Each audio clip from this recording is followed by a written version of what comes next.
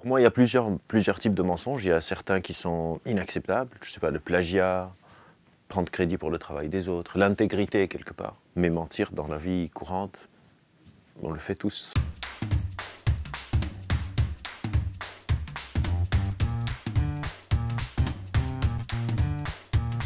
Je m'appelle Albert Moukébert, je suis docteur en neurosciences et psychologue clinicien, enseignant à l'Université Paris 8 et auteur de Votre cerveau vous joue des tours.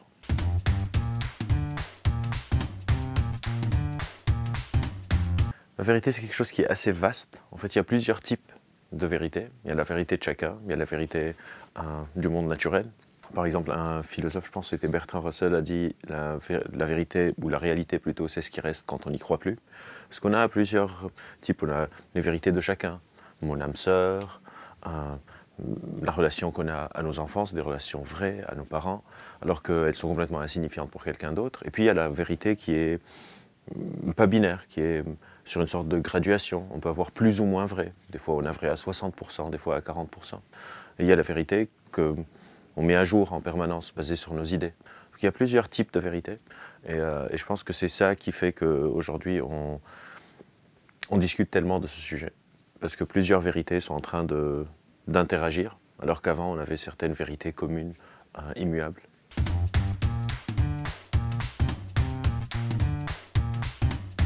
Je ne sais pas s'il est plus simple de croire aux mensonges ou aux fake news, parce que quand on y croit, on ne sait pas que c'est une fake news. C'est-à-dire quand on parle de personnes qui ont cru à une intox ou à une fake news, on pense qu'eux ils savent, mais eux ils ne savent pas. Mais c'est vrai que souvent les fake news vont être écrites d'une manière qui va apporter une réponse facile ou émotionnelle, ou surtout qui va dans le sens de mes propres croyances, de mes a priori.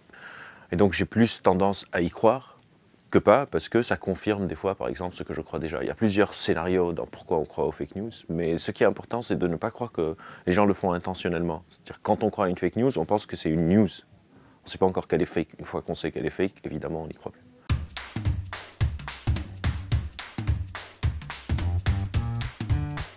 En fait, il faut faire attention quand on dit de toutes les vérités, on retombe dans le piège de croire que la vérité est binaire, qu'il y a des personnes qui ont raison et des personnes qui ont tort.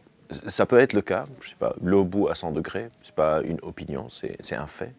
Mais pour beaucoup de vérités, c'est mes vérités. Et du coup, la question devient, est-ce que toutes les vérités de chacun sont bonnes à dire? Et ça dépend de la relation que ma vérité a avec la vôtre, par exemple. Combien est-ce que vous pouvez l'entendre? Combien est-ce que vous pouvez ne pas l'entendre? Est-ce que dire la vérité, quand on dit dire la vérité en face, est-ce que c'est utile? Est-ce qu'on est en train de le faire juste pour soi? Est-ce qu'on est en train de le faire pour aider l'autre? Donc il y a toutes ces dynamiques de relation entre ma vérité, votre vérité, et la vérité dans le sens des règles du monde naturel, la gravité, etc., ce genre de choses.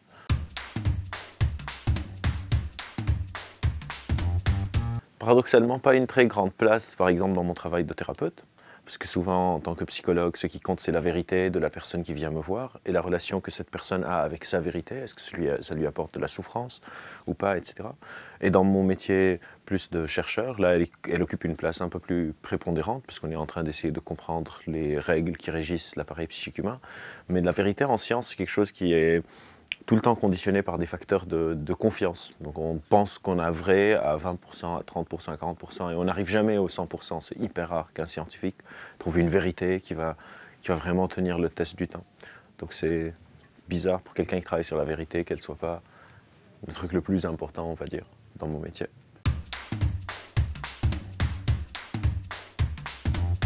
On ment tous, des fois intentionnellement, des fois pas. Mais encore une fois, comme pour la vérité, les mensonges ne se valent pas tous. Pour moi, il y a plusieurs types de mensonges. Il y a certains qui sont inacceptables, je sais pas, le plagiat, prendre crédit pour le travail des autres, l'intégrité quelque part. C'est quelque chose, évidemment, d'inacceptable, surtout pour le travail d'un chercheur.